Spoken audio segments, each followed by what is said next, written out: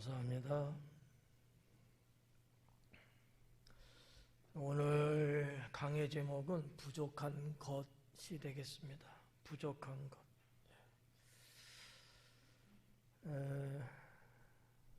22절부터 내용인데 성경적으로 볼 때 18절부터 시작된 내용이죠. 지난주에 21절까지 했기 때문에 오늘 22절부터 시작되는데 이 부자관리가 등장을 하고 그가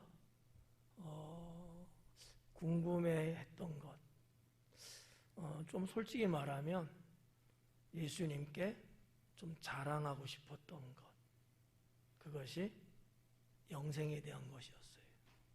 그러니까 우리가 성경 액면으로 보면 궁금해서 묻는 형태로 기록이 되어 있어요. 그러나 부자 관리의 속마음은 궁금하기보다는 내가 영생에 전혀 부족함이 없다라는 것을 돋보이고 싶은 그런 어떤 충동이 있었기 때문에 이러한 질문을 던진 것이 아닐까라고 저는 생각되어집니다. 자, 아무튼 21절까지는 우리가 지난 시간에 보면서 내가 무엇을 해 영생 얻을 수 있습니까? 하니까 예수님의 말씀을 듣고 내가 율법 다 지켰습니다. 이렇게 이야기하잖아요. 거기에 대해서 오늘 22절부터는 예수님이 말씀하십니다. 예수님께서 이 말을 들으시고 이르시되 네가 아직도 한 가지 부족한 것이 있으니 네게 있는 것을 다 팔아 가난한 자들에게 나눠주라. 이렇게 예수님이 친히 말씀하시죠. 저는 우리 예수님의 말씀 속에서 우리가 기억하고 또 가져야 될 것이 뭐냐면 재물을 초월할 수 있는 신앙이에요. 재물에는 다 넘어지더라고요. 재물에는. 근데 예수님은 오늘 이 18장에서 재물을 영생이라는 것하고 연결을 딱 시켰어요. 오전 예배 때 강의한 내용하고는 좀 다르게 나갈 수 있어요. 궁금하시면 오전 동영상을 좀 더 보시면 더 자세하고 디테일하게 강의가 됐을 거예요. 저녁은 좀 술렁술렁 가려고 그래요.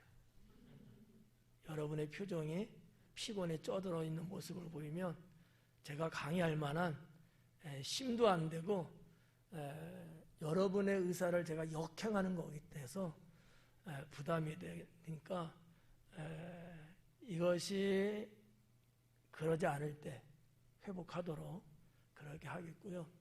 그건 아무튼 상황 봐서 가도록 할게요.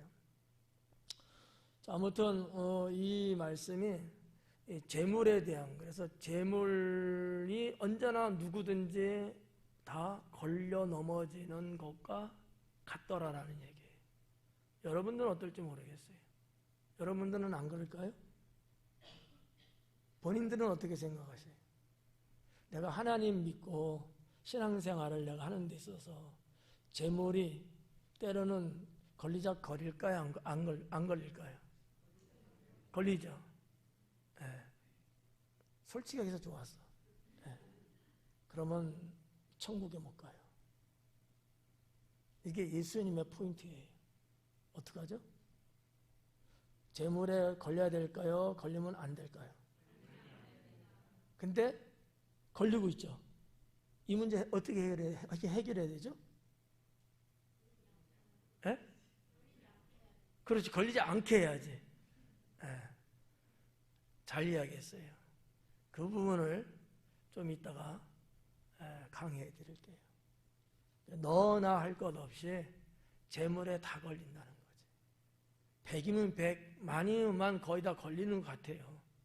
그래서 어떤 사람은 헌금 때문에 걸리는 사람이 있고, 어떤 사람은 구제하는 것 때문에 걸리는 사람이 있고, 어떤 사람은 또 헌신은 개념이 좀 다르죠.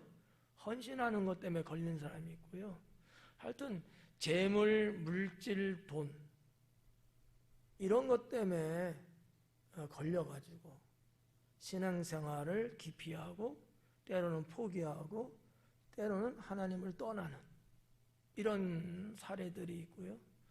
하나님은 떠나지는 않겠지만 내가 이 교회 아니면 다닐 교회가 없냐 해서 교회를 옮겨요. 근데 그 교회 가도 내나 지금 그 소리를 내가 못 들을 뿐이지, 기독교 신앙 안에서 성경이라고 하는 이 텍스트 안에서, 내용 안에서는 다 나올 수밖에 없는 내용들이에요. 그러니까 피한다고 해결될 문제는 아니야. 그죠? 이 문제를 내가 걸리지 않고 넘어갈 수 있는 게 중요한 거지, 내가 피한다고 여러분 피해지겠어요? 안 피해지거든요. 네.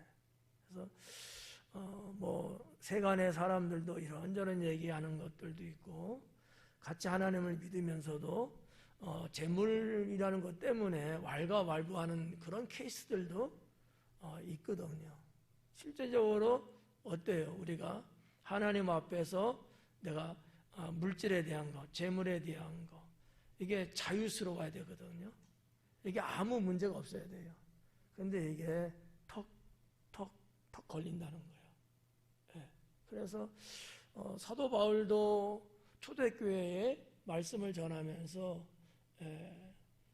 억지로 하고,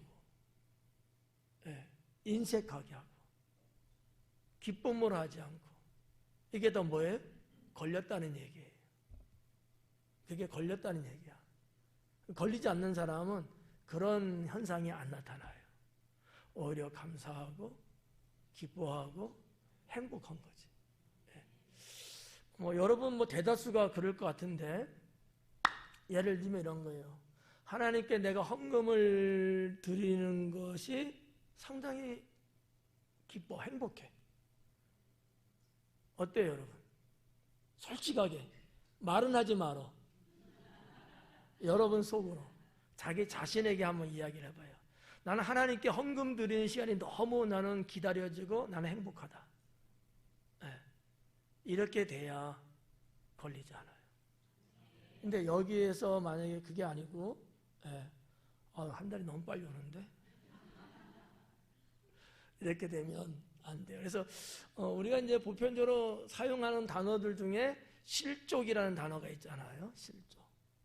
이게 걸려 넘어지다, 함정에 빠지다 이런 뜻을 갖고 있는 단어인데, 실족하면 안 된다는 거야. 오늘 성경에 나오는 이 부자 관리도 결국 실족해서 떠납니다. 뭐 때문에요? 예수님이 너의 재산 다 팔아서 나눠주라 한 말 때문에, 그것 때문에. 근데 이 부자 관리는 제가 볼 때 사람이 지혜가 부족하든지 덜 똑똑했던 것 같아요. 무슨 얘기냐면, 예수님이 너 재산 다 팔아서 나눠주라는 말만 딱 하고 끝났으면 모르지만 그래야 영생을 얻을 수 있다 그랬거든요. 그거는 귀담아 듣지 않은 거예요. 여러분의 재산 한 얼마나 돼요? 한 5억 돼요? 안 돼요? 그래도 아파트 하나 있으면 3억은 되잖아. 그러면 3억 돼요? 자, 3억이 여러분 인생에 중요할까요? 하나님 나라에 들어가 영생하는 게 중요할까요? 그러면 답이 나온 거 아니에요? 여러분 같으면 부자 관리처럼 다 팔아서 나눠줘라, 그래야 영생할 수 있다라는 이 말씀에 여러분은 어떻게 반응을 보일 것 같아요? 예수님 말씀을 받아들일 것 같아요? 아니면 못 받아들일 것 같아요? 이렇게 지금 여러분이 자연스럽지가 못해. 찝찝한 거야. 저는 책임 안 집니다. 물질을 초월하지 못하는 신앙은 주님 나라 못 들어갈 수 있어요. 정말로. 그게 계속 걸려서, 계속 걸려서. 그러니까 우리가 그냥 평소에 일반적으로 알고 있는 영생이나 구원이라는 것은 믿음이라는 단어를 쓰고 그 신앙을 말하잖아요. 근데 성경은요, 그 말씀만 기록한 게 아니라는 거죠. 많은 말씀 중에 하나일 뿐이에요. 하나님 나라를 소개할 때 소개하는 것 중에 하나에 불과해요. 이 부분을 여러분 놓치면 안 된다는 거죠. 그러면 정말 구원받은 사람, 하나님 나라 영생하는 사람은 이 물질에 걸릴까? 제가 볼 때는 안 걸려요. 그거는 좀 이따가 본론에 들어가서 제가 언급을 하려고는 해요. 제가 깜빡하고 언급 못하면 오전 동영상을 보면 알아요. 왜냐하면 저도 오전 설교 강의한 것을 1시간 강의를 했는데 제 머리로 다 이것을 다시 끄집어내서 100% 완벽하게 할 수는 없잖아요. 전 그 정도 사람 못 되거든요. 굵직하고 중요한 거는 되겠지만 세세한 부분은 놓칠 수도 있어요. 물론 여러분이 동영상 볼 일은 없어요. 하여튼 그렇다는 거야. 아무튼 이게 중요한 대동맥입니다. 오늘 본문 말씀에 대동맥이 뭔지 아시죠? 혈관에 굵은 거 있잖아요. 정맥, 자질그레한 이런 거 아니고 중앙을 통과하는 대동맥 같은 내용들이에요. 자, 한번 22절부터 좀 볼게요. 네가 아직도 한 가지 부족한 것이 있다. 부족한 것이 있다라는 거죠. 부자 관리는 나 이거 계명 이야기하면서 10계명 5가지를 말했거든요. 나 이거 다 지켰습니다. 나는 어릴 때부터, 그러니까 성년식 한 이후라고 말씀드렸죠. 그러면 13세예요. 그때부터 나는 율법을 다 완벽하게 지키며 살았습니다. 이렇게 말하고 있었던 거예요. 그럼에도 불구하고 예수님은 부족한 것이 있다고 하는 거예요. 부자 관리는 부족한 게 없다고 자기는 생각해요. 그래서 당당하고 떳떳하게 이야기한 거거든요. 그리고 예수님께로부터 잘했다 칭찬받을 거라고 생각했을 수도 있어요. 많은 사람들 앞에서 보라는 듯이 으쓱 하고 싶은 마음이 있었는지도 모르죠. 근데 예수님은 전혀 그런 말씀은 안 하시고 부족한 것이 있다는 거예요. 여러분은 어떠세요? 부족한 것이 있으신가요? 없으신가요? 얼마큼 돼요? 많으셔요? 이 내가 부족하다는 것을 깨달았을 때 영적 자존감이 생깁니다. 상당히 역설적인 거예요. 나 부족한 거 없어? 이 말은 나 잘났어? 이 말은 교만인 거예요. 성경을 통해서 하나님은 부족을 이야기하고 계시거든요. 부족을 느낄 때에 우리의 신앙은 어떻게 전진될까? 하나님을 의지하게 돼요.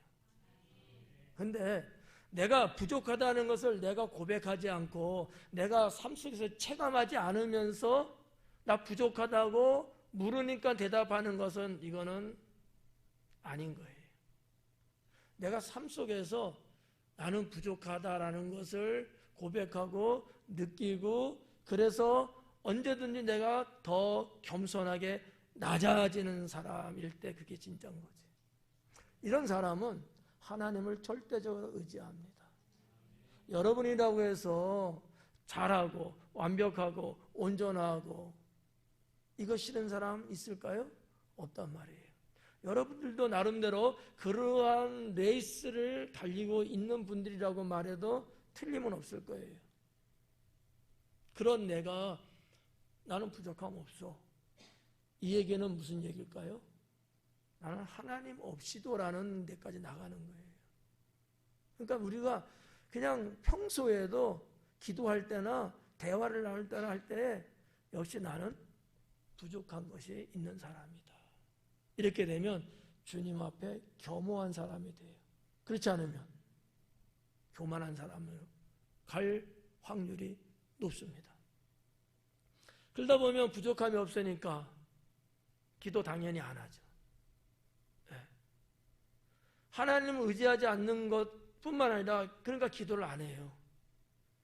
그리고 내 주변 사람, 내가 신앙생활 하는 데 있어서 언제나 내가 주인 행세를 하려고 그래요. 자, 여기서 주인 의식과 주인 행세는 같을까요, 다를까요? 전혀 다른 겁니다. 주인 의식은 좋은 건데 주인 행세는 나쁜 거예요. 우리에게는 오직 주님만이 주인이십니다. 예수님만이 내 생명의 주인이시고요. 그 어떤 것도 주인이 될 수 없어요. 이 부분도 뒷부분 가면은 제가 깜빡하지 않으면 말씀을 드릴 거고 깜빡하면 넘어갈 거예요. 자, 아무튼 부족한 것이 있다라는 말을 부자 관리가 들었는데 기분이 썩 좋지는 않았을 거예요. 자기 딴은 완벽하다고 생각했거든. 저도 부족한 부분 많죠. 우리가 지금은 내가 완벽하게 무엇을 했다 할지라도 내일도 똑같이 완벽하게 한다는 보장은 할 수가 없어요. 내일은 또 어딘가 모르게 몇 프로 부족할 수 있어요. 제가 예전에 한번 말씀드렸잖아요. 우리 한국 사회에서 말하는 이 부족이라는 단어를 연관시켜서 사용했던 용어가 뭐예요? 2% 부족이라는 용어였어요. 그죠? 그러니까 보편적으로 2% 부족하다 그래요. 그냥 부족하면. 저는 몇 프로 부족하다 그랬죠? 기억 안 나죠? 고마워요. 5% 부족합니다. 상당한 부족이죠? 네. 왜 5%라고 스스로 생각하냐면 나를 쳐서 복종시키기 위한 거예요. 누가 5%인지 2%인지 따져봤어요? 아무도 그런 사람은 없어요. 저 자신부터도. 그렇지만 보통 사람들이 조금 뭐하면 2% 부족해, 2% 부족하 이렇게 말하기 때문에 나 스스로는 나는 5%가 부족한 사람이야 라고 나를 하나님 앞에 부족한 존재로 드리는 거죠. 주님 앞에 겸손으로 가고 싶은 거예요. 왜? 주님은 교만한 자 물리친다 그랬거든요. 그래서 아무튼 이 부족이라는 것이 인간적으로는 상당히 안 좋은 뉘앙스가 있는 건데 주님 앞에서의 부족은 정반대예요. 부족을 깨닫고 부족을 주님 앞에 고백하고 그 부족을 주님 앞에 내려놓을 때에 주님은 그 부족을 채워주시는 거예요. 이게 원리예요. 근데 나는 괜찮아. 여러분, 나는 괜찮은데 누가 여러분 접근할 수 있겠어요? 그렇잖아요? 난 괜찮아. 나 잘하고 있어. 그래? 알아서 해. 이렇게 가잖아요. 근데 아니야. 나는 좀 힘들어. 나 좀 도움 줬으면 좋겠어. 그러면 주변 사람들도 그래? 내가 좀 도와줄게. 이렇게 가잖아요. 하나님과의 관계도 똑같습니다. 주님, 저는 부족합니다. 정말 부족해서 부족할 수도 있지만 부족하지 않음에도 불구하고 내가 주님 앞에는 턱없이 부족한 고백을 하는 거예요. 왜? 저 사람하고 상대했을 때는 부족이 없지만 주님 앞에 서 있는 나는 부족한 것이 맞거든요. 그 기조로 가야 된다는 거예요. 여러분, 내 주변에 있는 사람, 표현 죄송합니다만 내 주변에 있는 사람 조금 좀 모자르고 떨어지고 뭐 없고 이런 사람하고만 늘 비교하면서 내가 최고야. 이것은 어리석은 거예요. 스스로 죽음으로 달려가고 있는 거거든요. 그게 아니고 그렇지 않은 사람하고도 때로는 우리가 살펴보면서 역시 나는 부족한 부분이 있구나. 이럴 때 나대지를 않아요. 무슨 말인지 알아요? 나댄다는 얘기는 교만하다는 얘기거든. 내가 나의 부족을 알고 그것을 내 스스로 자연스럽게 고백할 때 우리는 겸허하게 내려갈 수 있고 그런 나를 주님은 아시고 이렇게 세우신다는 얘기죠. 그러니까 예수님의 이 부족을 지적한 부분을 이 부자 관리가 정말 신앙으로 받아들였다면 얼마나 좋았을까 라고 하는 부분이에요. 근데 이 부분을 끝까지 못 받아들이고 결국은 떠나고 맙니다. 자, 이 22절에서 또 짚고 넘어갈 것이 있는데 뭐냐면 아직도라고 하는 거예요. 그냥 제가 제 수준에서 알고 있는 문법적인 거는 이 아직도라는 것은 상태적인 것을 표현할 때도 쓰지만 시간적인 개념이 있거든요. 아직도 한 가지 부족한 게 있다는 거예요. 부족한 것은 이야기했습니다. 근데 아직도 부족한 게 있다는 거예요. 부자 관리는 나는 퍼펙트해 이렇게 생각한 거예요. 자, 13살 때 성년식을 하면서 그는 율법을 지키는 의무를 갖는 자가 됐습니다. 그리고 율법과 계명을 외우고 그 율법대로 살아가려고 노력하는 소년이었어요. 그때부터 지금 예수님 앞에 있는 때까지 그는 줄곧 아마 그렇게 생활 패턴을 갖고 왔을 겁니다. 그런데 예수님은 아직도 한 가지 부족한 게 있다는 거예요. 이것을 전혀 부자 관리는 몰랐어요. 그게 뭐죠? 물질에 대한 거였어요. 여러분 봐봐요. 저나 여러분도 그럴 수 있어요. 아직도예요. 예수님을 믿고 출발한서부터 여기까지 쭉 우리는 왔잖아요. 근데 아직도 부족한 게 있다는 거지. 맞아요, 틀려요? 맞죠? 그럼 어떻게 해야 되죠? 이 부족을 채워야 되겠죠. 해결해야 되겠죠. 그 방법이 부자 관리의 관점에, 부자 관리의 상황으로 볼 때는 어떻게 하는 거예요? 재산 다 팔아버리는 거예요. 여러분 같으면 할 것 같죠? 아무 대답 못 하시네. 나도 못할 것 같으면 이 부자 관리를 우리는 지적할 수가 없겠죠. 근데 할 수 없는 것을 왜 예수님은 하라고 그러셨을까요? 정말 할 수 없는 것이었을까요? 어떻게 생각하세요? 할 수 있는 것이다, 할 수 없는 것이다. 어떤 게 맞아요? 근데 여러분은요? 할 수 있어요, 없어요?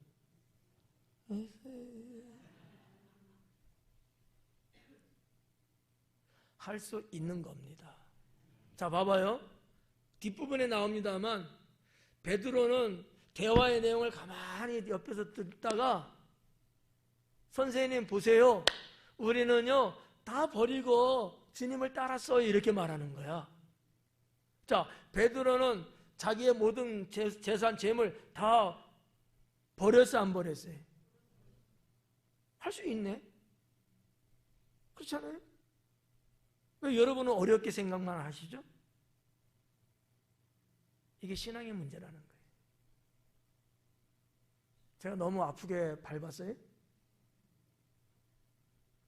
베드로도 못했다면, 제자들도 못했다면, 심지어 예수님을 팔아넘겼던 가룟 유다도 했거든요. 그런데 하나님을 잘 믿는다고 여러분들이 만약에 여기에 대답을 자유스럽게 못한다면 신앙의 문제죠. 그렇지 않을까요? 어떻게 살고 싶으셔요? 영생의 삶을 살고 싶으셔요? 영벌의 삶을 살고 싶으셔요? 네? 우리 장로님 어떠세요? 아니, 팔 수 있냐고. 다 영생하고 싶지.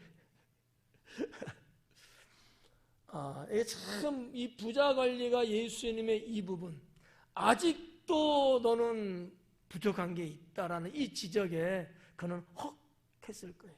그리고 부정하고 싶은 거야. 무슨 소리 하는 겁니까? 나는 다 하고 나는 살았습니다.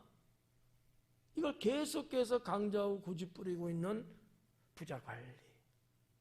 그러나 예수님의 그 지적을 피할 수는 없었어요. 그래서 22절에 보니까 바로 이거예요. 네게 있는 것을 다 팔아 가난한 자들에게 나눠주라. 제가 이게 정말 다 팔라고 했나? 하고 헬라 성경을 봤어요. 강의 준비할 때 항상 보거든요. 근데 정말 다라고 나와서 모두라는 단어가 있어요. 그게 파스라는 단어거든요. 모두 팔라는 거예요. 남김없이. 그러니까 나도 충격이지. 여러분이 만약에 저같이 주의 종이라면 다 파실까 못 파실까? 왜 그때는 팔고 왜 지금은 못 팔고? 그렇죠. 그래서 주의 종으로 나선 자 같으면 팔겠지. 저도 모든 것을 다 주님께 내려놓고 다 주님을 위해서 다 드리고 저도 목회자의 길을 걸으면서 여기까지 왔죠. 근데 목사님들만 하는 건 아니잖아요. 그렇죠? 그러면 이게 이제 곤욕스러운 거예요. 영생에 대한 문제가 걸린 거거든. 그럼 정말 예수님은 다 팔지 않고서는 영생할 수 없다는 것을 말씀하고 있는 걸까요? 왜 아니라고 그러지? 중요한 게 있어요. 부자 관리가 왜 예수님께로부터 그 지적을 받을 수밖에 없었을까? 부자는요, 재물을 우상화시켰어요. 내 재물을, 내가 갖고 있는 재물을. 그게 신이 되어버린 거예요. 이거는 우리 한국 사람들도 그럴 수 있습니다만 유대인들, 유대 사회의 신앙이 무엇인가를 좀 알면은 이해가 가는 내용이 나올 수 있어요. 예를 들어서 이거예요. 유대인들은 물질의 많음, 복받았다는 거, 일종 복받았다는 거, 이것을 하나님이 주신 거라고 절대적으로 믿어요. 맞나요? 틀리나 맞나요? 맞아요. 통과. 복을 많이 받을수록 하나님을 더 잘 믿는다고 그들은 생각했어요. 맞아요? 틀려요? 이것도 맞아요? 여러분은 그건 뭐야? 여러분은 얼만큼 믿어서 얼만큼 복을 갖고 있어요? 너는 말할 것도 없어. 가진 게 없잖아. 하여튼 유대인들의 어떤 이 신앙 사상은 그런 게 있어요. 이거는 아주 그냥 뇌리에 딱 박혀 있는 거예요. 근데 그거를 주님이 원하시는, 하나님이 원하시는 대로 나누고 베푸는 쪽은 못하고 있어요. 하긴 해요. 어떻게 할까요? 외식으로 합니다. 계명에 있는 거기 때문에, 율법에 있는 거기 때문에 하긴 해요. 그러나 진실로 하지는 않고 있다는 거지. 여러분, 인간에게는 본능적으로 7가지 욕구가 있다고 보통 말을 해요. 그 중에 하나가 소유욕입니다. 소유욕. 여러분들은 소유욕이 있어요. 소유하고 싶은 욕심이 있을까요? 없을까요? 저도 있어요. 근데 소유욕을 갖고 있다고 이게 나쁜 게 아니고, 이게 죄가 아니고, 이 소유욕을 다스리지 못하게 되면 나쁘게 가요. 하나님은 늘 매번 축복을 말씀하셨고요, 가지라고 하셨고요, 정말 주셨어요. 맞죠? 그러니까 이 부자 관리도 하나님이 주신 거라고 믿었어요. 여기까지 잘못 있을까 없을까요? 잘못 없어요. 문제는 어디 있을까? 하나님이 말씀하시는 재물관입니다. 쉬운 말로 청지기 신앙은 없었던 거예요. 하나님이 주신 물질, 재물, 축복이에요. 내가 하나님 잘 믿어서 하나님 앞에 이쁨 받으니까 주신 건 맞아요. 근데 내 것이라고만 생각으로 살았던 거죠. 주님이 나에게 맡기신, 주님을 위해서 사용하고 너의 삶의 행복을 추구하는 데 이용되는 어떠한 그런 개념보다도 소유 욕구를 채우고 자기만을 위해서 사는 재물로서 봤기 때문에 예수님이 그 부분을 지적하고 있는 겁니다. 성경 어디에서도요, 모두가 다 재물 다 팔아서 다 가난한 자에 나눠주고 다 그러라, 이렇게 성경은 말씀하고 있지는 않아요. 이해가요? 네. 그러니까 여러분들이 오늘 강의를 통해서 지금 가지고 있는 집이고 뭐고 자동차고 뭐 다 팔아서 나눠주고 그래 내 영생하겠구나, 이건 아니라는 얘기예요. 성경이 말하는 재물관을 제대로만 갖고 있으면 그렇게 안 가요. 청지기의 사상을 가져야 돼요. 내가 받았지만 이거는 내 거라기보다는 하나님 것인데 내가 주님을 위해서 대신 사용하고 있다, 이렇게 가야 된다는 거예요. 이와 같은 자의 신앙은 영생할 수 있는 거죠. 근데 부자 관리 같은 경우는 그게 없어요. 그냥 내 거예요. 나를 위해서 쓰는 거예요. 그걸 팔려니까 못 파는 거지. 여러분, 예수님 예루살렘 입성하기 전에 제자들에게 성에 들어가면 나귀가 있을 것인데 데리고 오라 그랬을 때 제자들이 갔어요. 가고 나귀를 발견했고요. 풀어서 올려가니까 주인이 니시오, 왜 남의 나귀에다 손을 대고 끌고 갑니까? 라고 했을 때 주가 쓰시겠다 합니다 라고 하니까 아 그래요? 가져가시오, 이렇게 했단 말이지. 이게 아무것도 아닌 스토리 같지만 거기에서 우리는 재물관, 청지기관을 우리는 생각해 볼 수 있다는 거지. 지금이라도 하나님께서 여러분에게 내가 가지고 있는 거 뭐뭐 있지, 그건 내가 쓸게 했을 때 여러분은 어떻게 하시겠어요?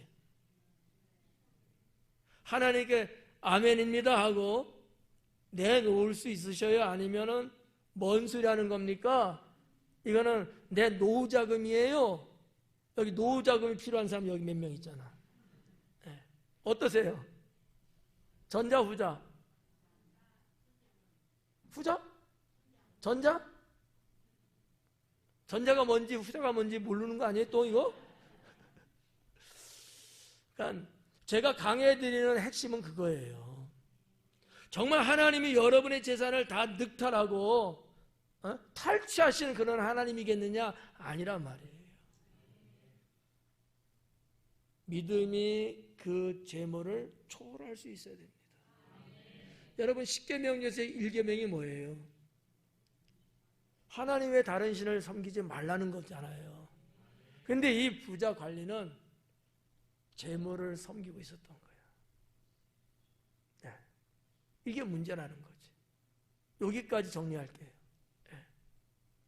그래서 이거는 상당히 극단적이고 상황이 상당히 근접하기 어려운 경우입니다만, 이거 말고도 그냥 이렇게 평범한 일상생활 속에서도 여러분 재물이 여러분 목에 걸리면 안 돼요. 이거는 분명히 우리가 짚고 넘어가자고요. 무슨 말인지 아시겠죠? 네. 내가 보니까 누가 조금 딱해 보여. 그래서 내가 수중에 있는 거 한 10만 원 꺼내서 줬어. 이런 게 여러분 일상생활에서 걸리면 안 된다는 거예요. 이해가요? 누가 주겠지. 누가 줄 것 같은 그 사람이 발견했겠지. 왜 내 눈에 띄었고 왜 나를 만나겠을까? 주님이 나보고 하라 하신 거예요. 청지기 신앙이 있으면 내 주머니에 있는 돈 10만 원이 내 것이 아니고 주님이 맡겨놓은 거라는 그런 신앙 사상이 있으면 기쁨으로 할 수 있는 거지. 그렇지 않아요? 저는 이런 생각을 해요. 제가 안 믿는 분이에요. 근데 그분이 이야기를 하다가 오늘 당신의 둘째 아들이 첫 돌이래요. 네.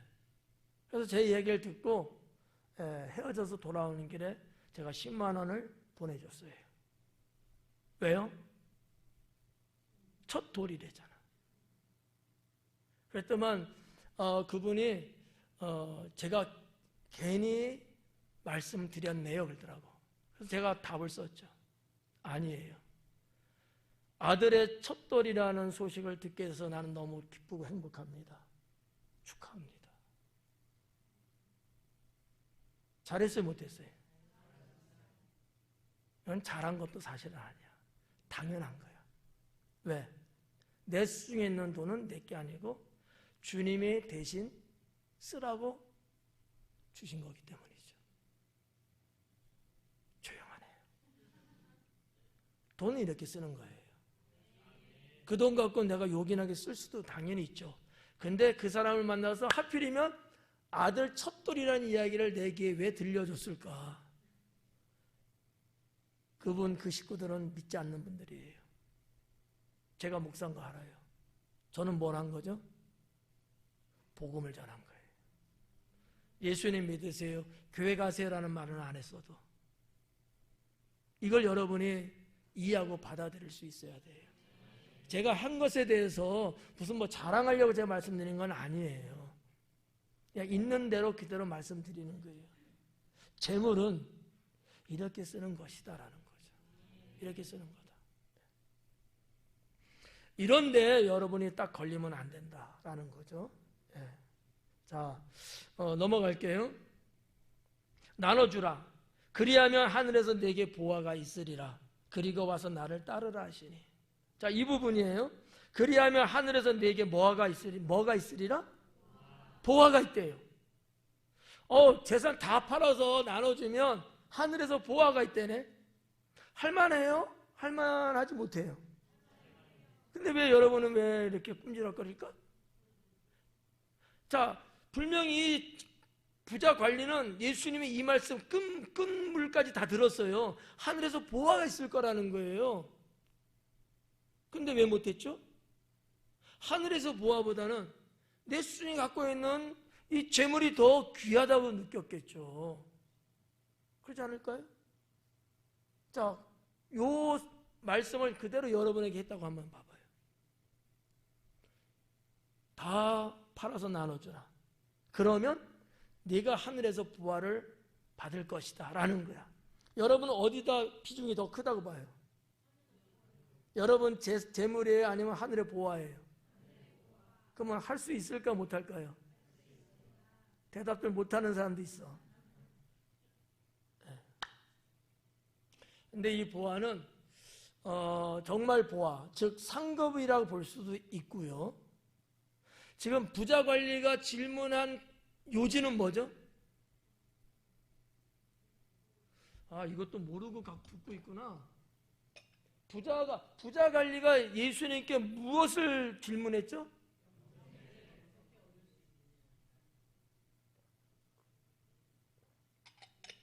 영생이잖아요. 그죠? 예수님의 이 대답의 보화는 영생입니다. 답을 주신 거예요. 네가 나한테 뭘 해야지 영생을 얻을 수 있냐고 물어봤지, 내 재산 다 팔아서 나눠주게 되면 너는 영생한 사람이다라는 거죠. 이게 상당히 심오한 뜻이 있는 거예요, 사실은. 더 내려가면 더 다른 이제 말씀들이 또 기다리고 있어요. 자, 이 22절만 갖고도 우리의 신앙의 나침판을 제대로 가질 수 있게 됩니다. 거듭 말씀드리지만 오늘은 재물에 대한 내용이기 때문에 재물을 자꾸 제가 말씀드립니다만, 뭐가 되든지 간에 여러분 신앙, 영생에 있어서 걸리면 안 된다. 뭐 사람에 따라서 명예가 될 수도 있고, 뭐 권력이 될 수도 있고, 부귀영화가 될 수도 있고, 그렇잖아요. 뭐가 되든지 간에 그거를 초월할 수 있는 신앙을 가지셔야 된다. 이게 제가 여러분에게 꼭 드리고 싶은 거예요. 뭐가 되든지 간에 그거를 초월할 수 있는 신앙인이 되자라는 거거든. 여기 보니까 22절에 그랬어요. 그리고 와서 나를 따르라. 그리고 와서 나를 따르라. 예수님 12제자들이 그랬던 것처럼 예수님은 부자 관리에 대해서도 역시 나를 따르라고 하는 말까지 하셨어. 그러면 추측입니다. 추측이에요. 부자 관리가 예수님께 와서 그 앞에서 쭉 말씀을 들으면서 왜 무엇을 하여야 영생을 얻을 수 있습니까? 라고 질문까지 하면서 왜 그 자리를 지키고 있었을까? 어떻게 보면 이 부자는 예수님을 따르고 싶은 마음이 있었을 수도 있어요. 제가 추측하는 거예요. 예수님은 그 부자 관리의 마음을 아시는 분이기 때문에 예수님을 따르고 싶어하는 마음이 있었을 수도 있다고 저는 보는 거죠. 여러분들은 생각하지 않을지라도 저는 그것까지 보는 거죠. 근데 이 말을 했을 때 그는 그러지는 못했어요. 재물이 걸렸거든요. 왜냐하면 여기 따르다는 단어가 있는데 이 단어가 따르다라는 말로 번역도 될 수 있습니다만 제자가 되다라는 뜻도 갖고 있는 단어거든요. 예수님이 허튼 말 하실 분은 아니잖아요. 심령을 아시는 주님께서는 분명히 뭔가 알고 말씀하시지 않았겠어요? 이것을 놓고 봤을 때 저는 이렇게 추측해 보는 거죠. 그러나 그는 자기의 원래 목적을 버리고 결국 돌아가고 맙니다. 자, 23절을 볼게요. 그 사람이 큰 부자이므로 이 말씀을 듣고 심히 근심하더라. 큰 부자였대요. 우리 같은 사람은 아니었던 것 같아. 돈이 꽤나 수중에 갖고 있는 사람이었던 것 같은데 뭐 근심되죠. 이해해요. 얼마나 근심이 됐겠어요. 나 같아 됐을 것 같아. 이해는 가는데 주님이 원하는 방향의 신앙은 아니었다라고 하는 얘기죠. 이런 경우들이 사실 솔직하게 우리들 세계에도 있다라는 거죠. 자, 24절에 예수님께서 그를 보시고 이르시되 재물이 있는 자는 하나님 나라에 들어가기가 얼마나 어려운지. 헬라 성경적으로 보면은 이런 거예요. 재물이 있는 자는 얼마나 어려운지. 그 다음에 하나님 나라 들어가기가 이렇게 이제 구성이 되어 있는데 헬라 성경적으로 보는 관점이 좀 더 정확하지 않을까. 자, 문법적으로 중요한 부분을 앞에다가 서술합니다. 앞에다 씁니다.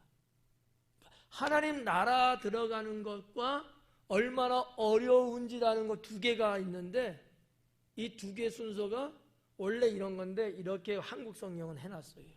그러니까 예수님이 보는 관점에서는 어렵다라는 것을 강조했던 거예요. 왜? 재물을 우상화하고 있는 자에게는 하나님 나라는 거론하기 이전부터 거론할 조차 의미가 없는 거예요. 우상을 소유하고 있는 자는 하나님 나라 들어가고 말고를 떠나서 일상생활 속에서도 사람과 사람 사이에서도 상당히 어려운 인생길을 걸어갈 수밖에 없다는 거죠. 하물며 그 하나님 나라는 더더욱 안 된다라는 것을 강조하는 예수님의 말씀 아니겠는가라고 해석할 수 있습니다. 자, 여기 이제 한번 볼게요. 들어가기가 얼마나 어려운지. 이 들어가기가라는 단어가 현재 미래형으로 되어 있습니다. 무슨 얘기냐면 여러분은 하나님 나라 들어가는 거 언제 들어가요?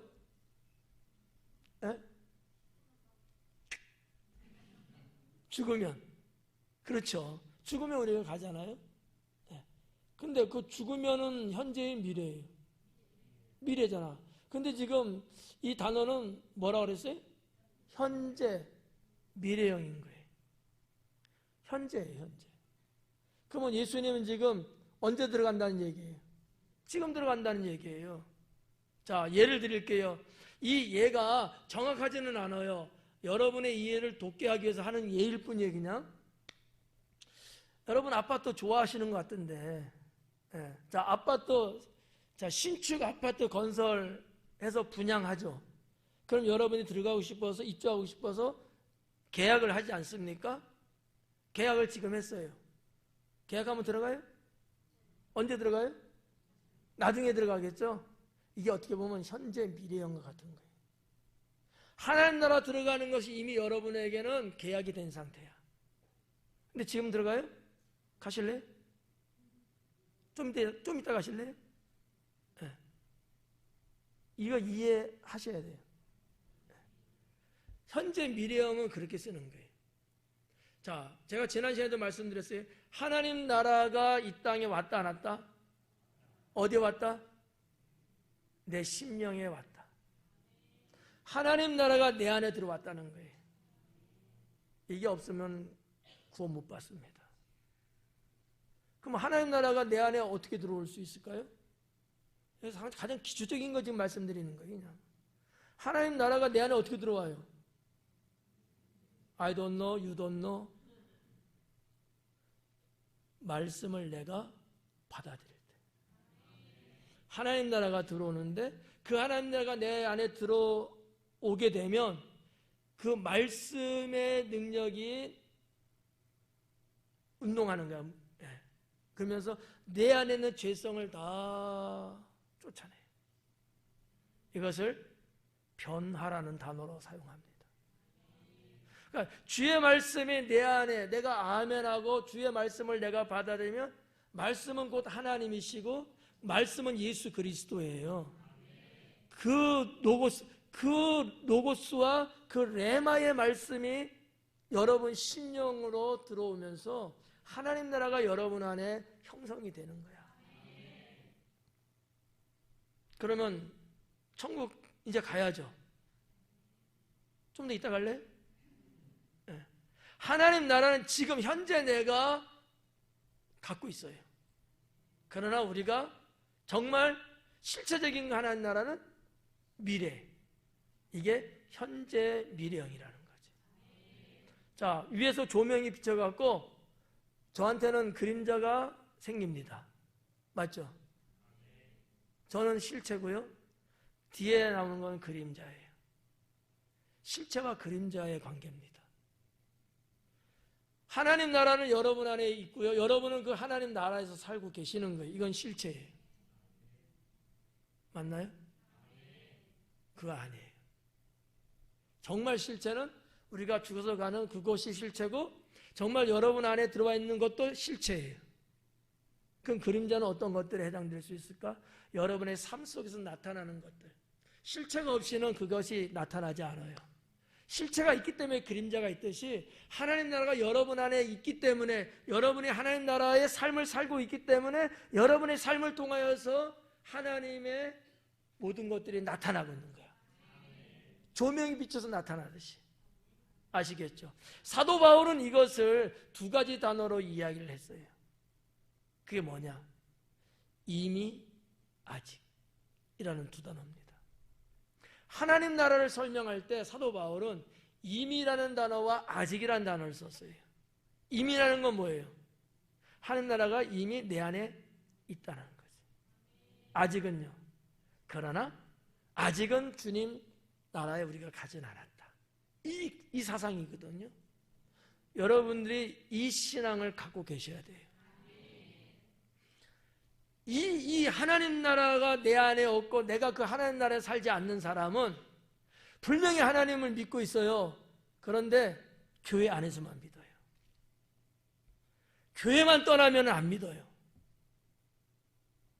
그걸 예수님께서 너는 세상의 소금이다 빛이다라고 말씀한 거예요. 주님이 원하는 바는요, 주 안에 있든지 바깥에 있든지 우리는 주님의 백성 주의 자녀로서의 빛을 비치고 맛을 내며 살아야 되는 거거든요. 이게 진짜예요. 그런데 여기서 이렇게 예배를 은혜스럽게 드리고 아멘 할렐루야 노래 부르시 하다가도 집에 가면 한바탕 또 싸워야 돼. 세상에서 직장에서 학교에서 등등에서 내 마음대로 되지 않으면 승질 부려야 되고요. 어때요? 사실이 아니에요? 사실인데 부끄러운 거죠. 아, 그렇지 않아요? 아니면 훌륭한 거. 아니면 훌륭한 거. 이게 교회 안과 교회 밖이 똑같아야 된다라는 거예요. 똑같아야 된다는 거예요. 예. 이게 아니면 어떻게 보면 우리는 가식적으로 믿는지 몰라요. 가식적으로. 여러분은 충분히 하나님의 자녀요, 빛이요, 소금이기 때문에 여러분은 그런 것들을 자꾸 이렇게 쏴줘 갖고 저 영혼들에게 주님의 그림자가 딱 덮여져야 돼. 이것이 이스라엘 백성이 애굽 출애굽할 때 구름 기둥 같은 거예요. 그 은혜를 입는 거죠.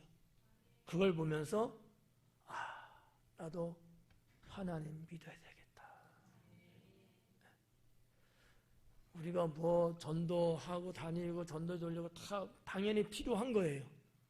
그런데 생활 속에서 내가 믿는 자의 모습을 향기를 내지 못하고 있다? 이거는 예수님 앞에서는요, 회칠한 무덤과 같은 거예요. 이걸 우리가 깨달아야 돼요. 그러니까 하나님 나라는 이미 내 안에 있다. 나는 그 하나님 나라의 삶을 살고 있다. 그러나 우리가 주님이 부르시면 그날에 하나님 나라 영원한 곳에 간다. 이게 연결되는 거예요. 근데 보편적으로 무슨 생각들만 가져요? 죽으면 천국 간다. 여러분 다 그렇게 생각하잖아.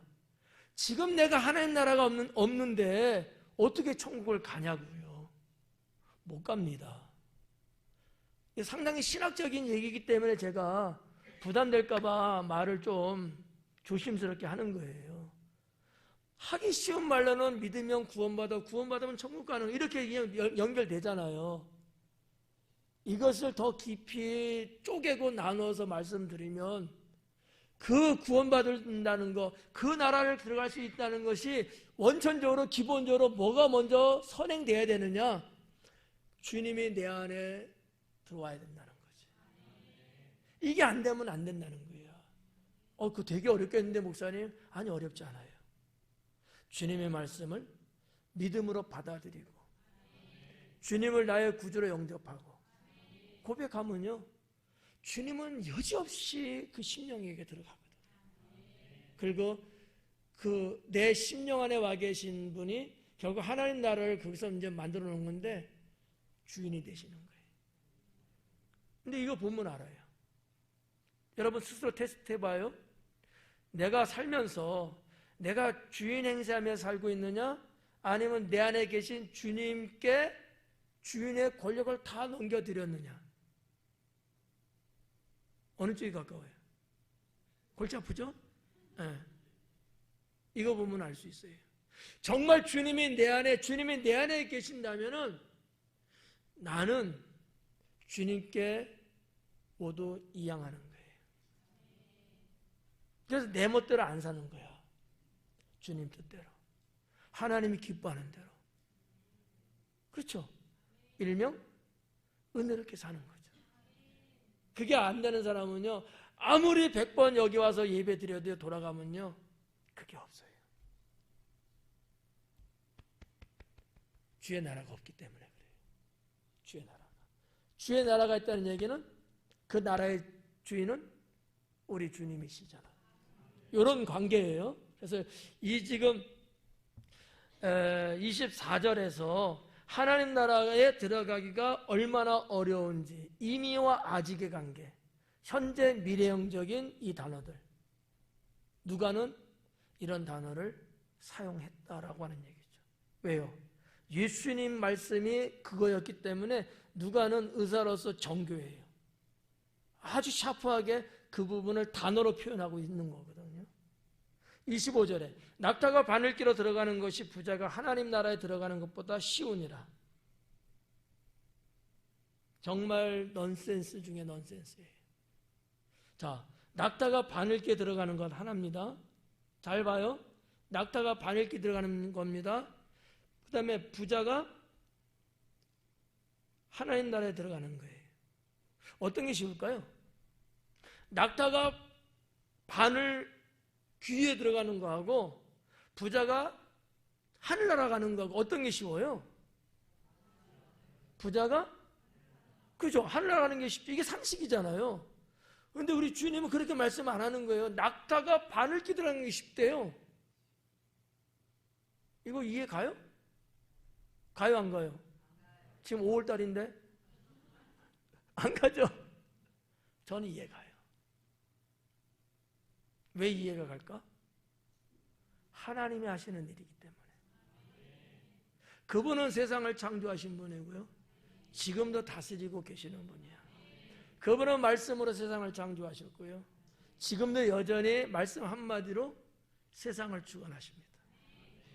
자, 하나님이 낙타 보고 바늘기로 들어가라 하면 들어갈 수 있을까 없을까요? 이거는 믿으세요? 그러면 다시 한번 물을게요. 낙타가 바늘기 들어가는 게 쉽습니다. 1초 늦었습니다. 이 개념을 여러분 이해하셔야 돼요. 근데 누가는 봐봐요. 참 재밌는 게 그 당시 고대 근동에서 가장 큰 짐승이 낙타입니다. 그 가장 작은 것이 바늘의 귀예요. 엄청난 상대급을 쓴 거야. 가장 큰 거, 가장 작은 거. 반대로 하면 얼마나 좋아요, 그죠? 바늘이 낙타를 찌를 수 있다. 당연하지. 어마어마한 것이 그 조그맣게 누구 눈에는 안 보여. 뭐야 이렇게 글로 들어간다는 거잖아요. 전 낙타 타봤거든요. 이렇게 볼 때는 안 높아 보이는데 타서 보니까요 겁나요. 무서울 정도야. 말보다 더 크죠. 몸집도 크고. 그런 것이 어떻게 바늘기에 들어간다는 거지? 사람으로서 할 수 없지만 주님은 하신다라는 거죠. 재밌는 그 의학적인 용어가 하나 있는데 마태복음과 마가복음에서도 이 말씀을 기록하고 있거든요. 근데 거기서 말씀하는 바늘기는 정말 여인들이 사용하는 바늘이었어요. 누가가 말한 이 바늘기는요, 의사가 수술할 때, 집도할 때 쓰는 바늘입니다. 그게 더 작아요. 이런 걸 보면서 누가는 의사라는 것을 더 확실하게 학자들은 이야기하고 있는 거지. 누가복음과 사도행전은요, 의학적인 용어들이 참 많이 나와요. 자기가 의사니까 갖다 쓰기 쉬운 용어를 갖다가 쓰는 거죠. 저는 목사니까 누가 들어도 저분은 목사님이네 말하는 게 그런 용어야. 여러분들은 성도니까 누가 봐도 교회 다니나 봐 이렇게 말할 거 아니에요? 똑같아요.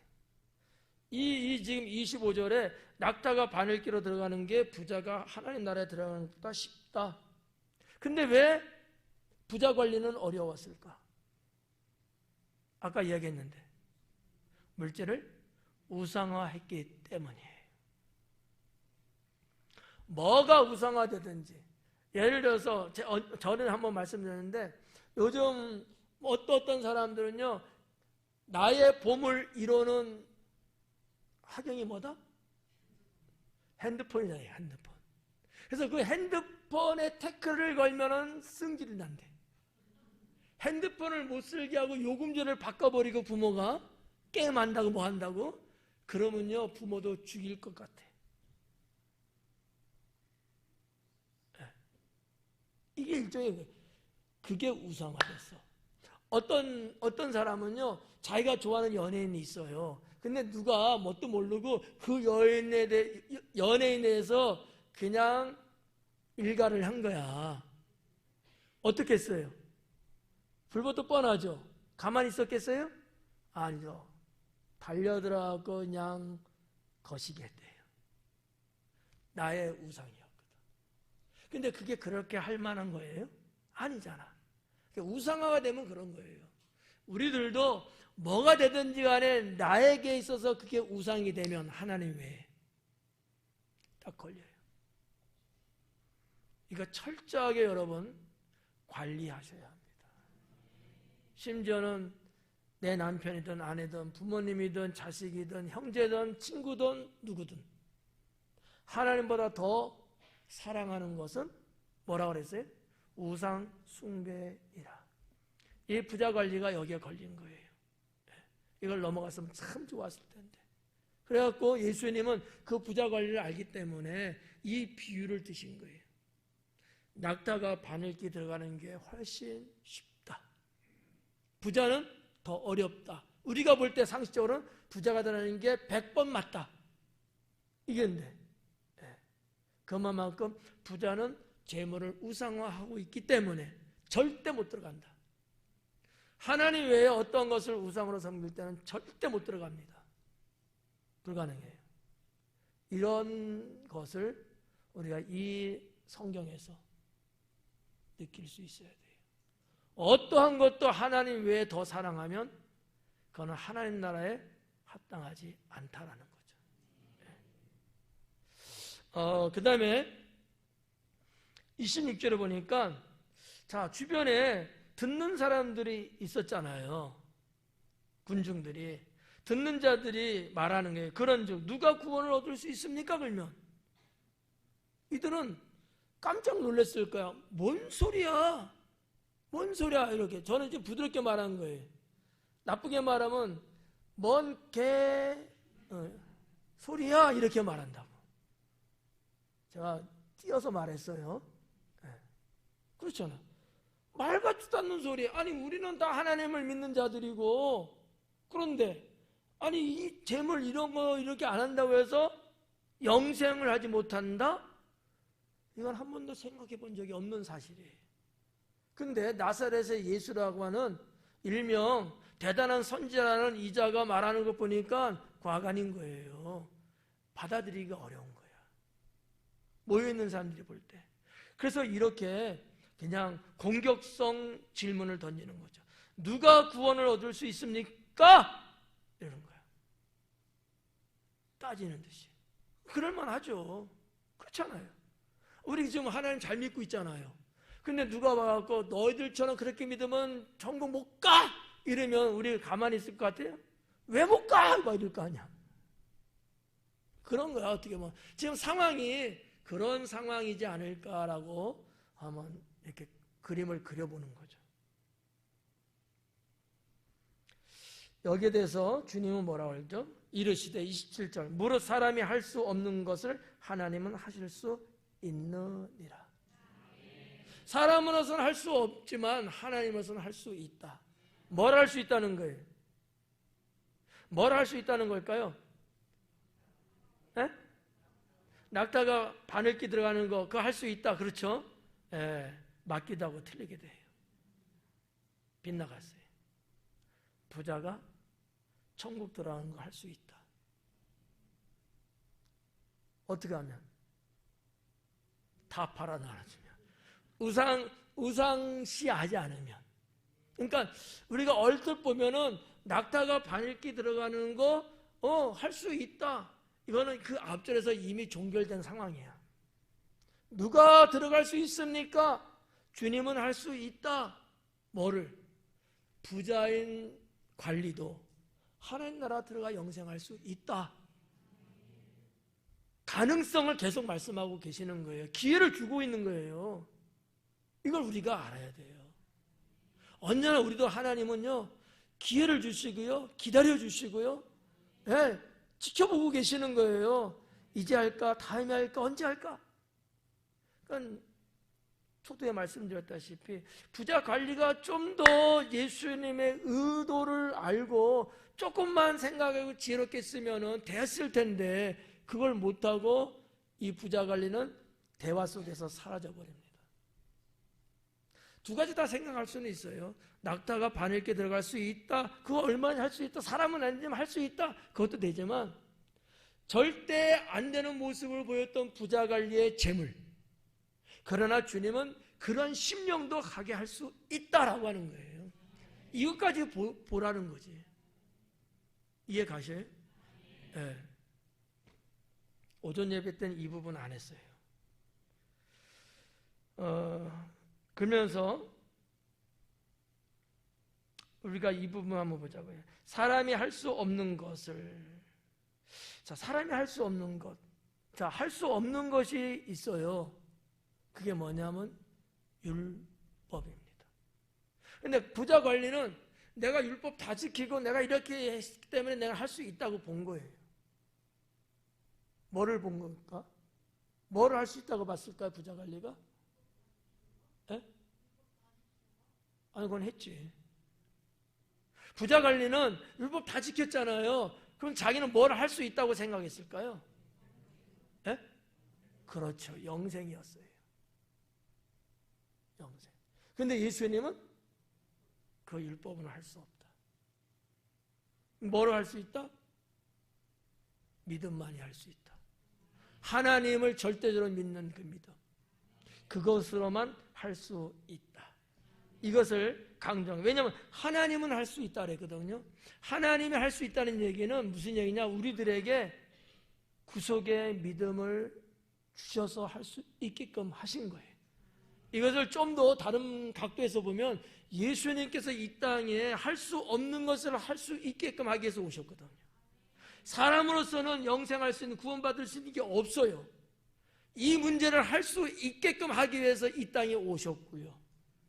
그 메시아가 누구다? 바로 나다. 라는 메시지까지 이 문장 속에 담아 있다라고 저는 해석합니다. 그리고 이제 28절에 보니까 베드로가 등장을 하네요. 베드로가 여짜오되 보옵소서. 베드로가 씩 웃었을 거예요. 왜 웃었을까요? 부자는 그 대단한 것 같은데도 찐빠 먹었어. 부자 관리는 혼쭐 났어. 근데 지금 베드로는 어때요?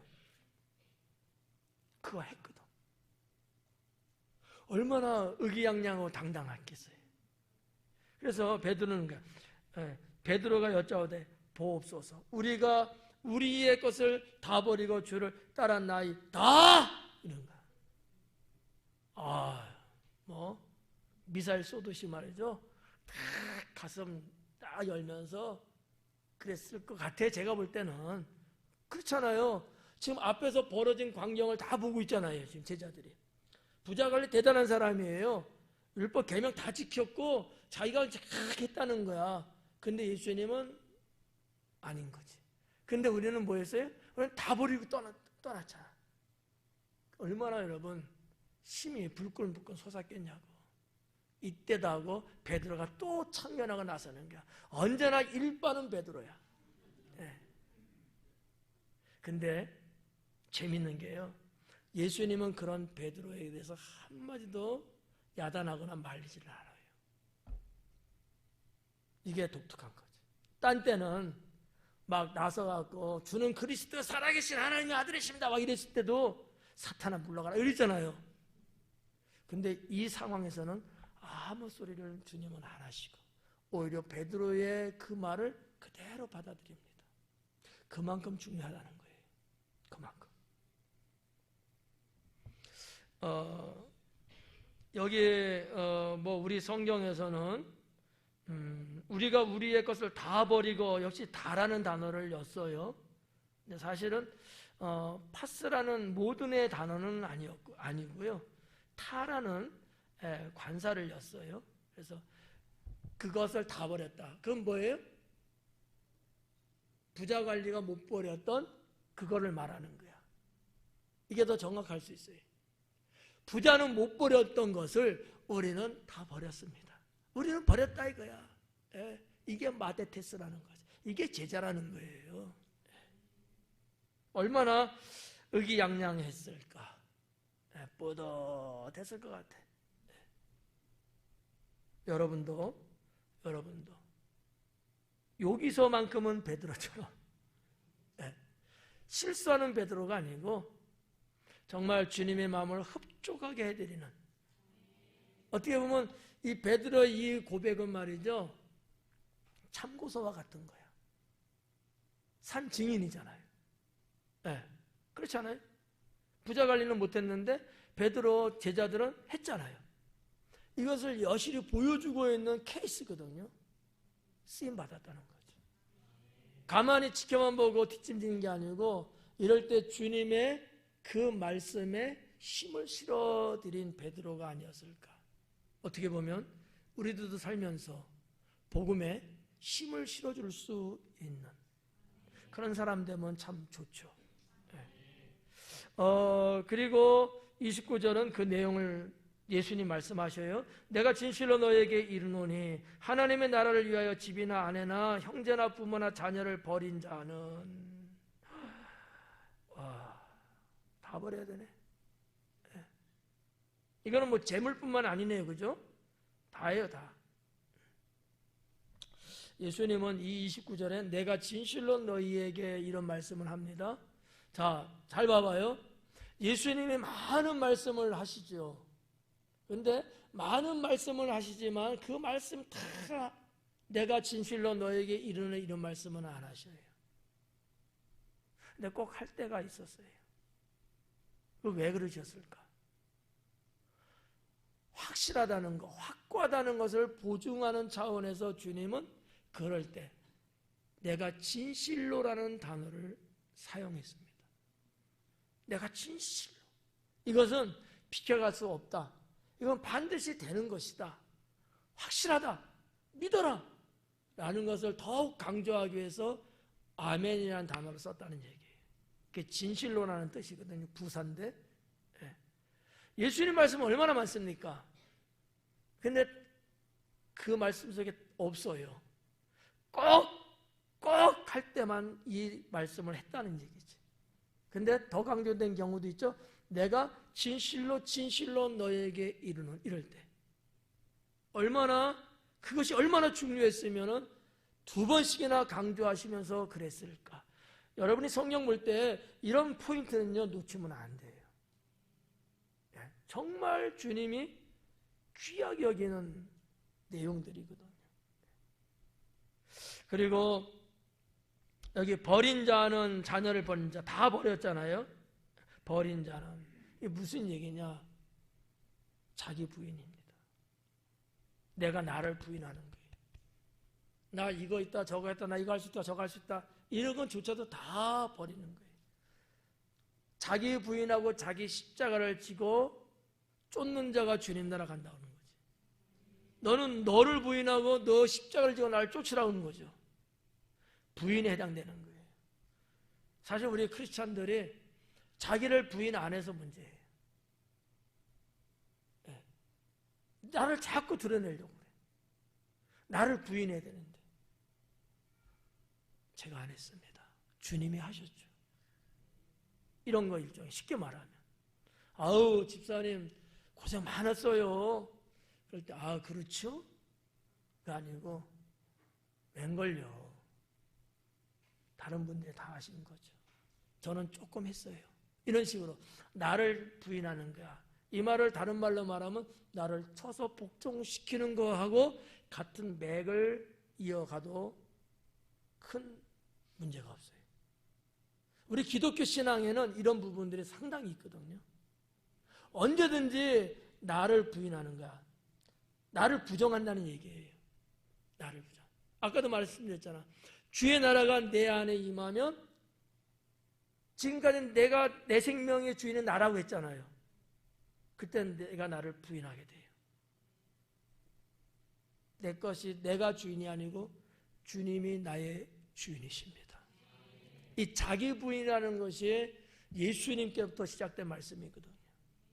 그만큼 중요하다는 거죠. 그리고 이제 30절 마지막에는 현세에 여러 배를 받고 내세의 영생을 받지 못할 자가 없다. 이런 말씀도 하고 계십니다. 자, 현세 여러 배를 받는데요. 뭐 영생뿐만 아니라 지금 살고 있는 여기에서도 몇 급절로 여러 배로 하나님의 복을 받는다 그래요. 그러면 뭐 내가 지금 있는 거 한 5억 정도 다 있는 거 다 털어서 다 주님 말씀대로 했어. 그럼 여러 배니까 뭐야 조금만 잡지 뭐 한 서너 배만 잡아도 한 20억 되겠네. 아멘도 안 하고 뭐 그냥 뭐 이거예요. 여러분 욥기서를 여러분 잘 아시잖아. 자식 다 잃고 부인도 그렇고 자기 몸뚱아리도 그렇고 재산도 그렇고 다 잃었잖아요. 그렇지만 주님을 떠나지 않고 주인을 배신하지 않고 끝까지 신앙을 지키고 갔더니만 하나님이 배로 축복했대잖아요. 네, 그런 거 같은 거. 잠언서 30장 같은 데도 보면 이런 고백을 하고 있어요. 부하게도 마옵시고 가난하게도 마옵시고. 물질에 대한 얘기예요. 지금 결론을 짓고 있는 거야. 자, 물질이 많으면 많을수록 좋다 나쁘다? 좋다고 해야지. 다다익선이래잖아요. 안 그래요? 속이 이렇게 시커매? 물질 많으면 많을수록 좋은 거 아니에요? 좋죠. 많이 갖고 내가 더 많은 주의를 하면 좋지 뭐. 여러분 이게 좀 자꾸 이게 좀 생각 이상하게 하면 안 돼요. 아유 이제 돈도 안 벌어야 되겠어. 어차피 내놓을 거니까. 아니요. 부자 되세요. 하나님 복 많이 받으세요. 더 그래서 여러분이 더 정말 최상급의 인생을 살면 이 땅에서도 그렇고 하나님 나라에서도 더 큰 상급 받는 거죠.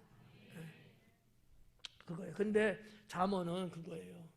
왜 부하게도 마옵시고라고 했겠어요? 하나님을 떠날까? 내가 물질이 부하면 하나님을 떠날까? 하나님 모른다 할까 하여. 왜 내가 가난하게도 마옵시고 왜 그랬겠어요? 내가 남의 것을 도둑질한다든지 하나님의 영광을 가릴 수 있기 때문에 가난해도 말고 부하게도 말고. 그럼 뭐예요? 일종의 일용할 양식에 감사하고 사는 거지. 너무 심했나? 자, 아무튼 그러한 말씀들이 성경 곳곳에 보석처럼 있습니다. 결론의 얘기예요. 부자 관리는 부자라는 게 죄는 아니잖아요. 유대인들이 생각했던 것처럼 하나님 잘 믿어서 하나님 주신 축복이니까. 이스라엘 백성들 애굽에서 나와서 가나안 땅 들어갔을 때도 땅을 분배해 주셨잖아요. 다 축복이에요. 단지 그런 것들이 우상되지만 않는다면 얼마든지 주님이 주시는 복을 많이 여러분 받으시고요. 얼마든지 일본말로 기마이를 기분 좋게 그냥 흥겹게 주의 이름으로 여러분 멋있게 사는 거예요. 주의 일도 하고 주변에 어려운 이웃도 돕고 그래도 남어 좋지 뭐. 우상은 되지 말자. 우상은 되지 말자. 아셨죠? 자, 마지막 처음에 말씀드렸던 거 재물을 초월하는 신앙인이 되자. 기도하겠습니다.